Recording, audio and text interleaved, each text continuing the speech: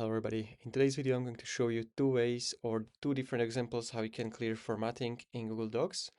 So the first thing is that if you are maybe copying something from different page like Wikipedia, I'm going to copy this text and you can see it contains a lot of those words highlighted with the blue color, which is basically hyperlink.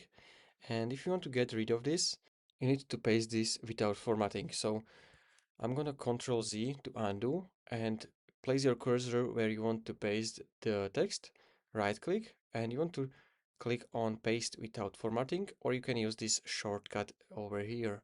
So if you click on it, you can see that you no longer have any formatting, any hyperlinks or anything. So this is the first way. Now the second way, if you want to clear formatting, let's say you have this with the bold text, you have this underlined, this is a different font. What you can do, you can select the specific text which you want to clear formatting. Then you're going to click on format over here and clear formatting. You can also use this shortcut and it's going to clear the formatting of your text. So those are two ways how you can clear formatting in Google Docs. If you found this video helpful, consider subscribing for more tutorials like this one.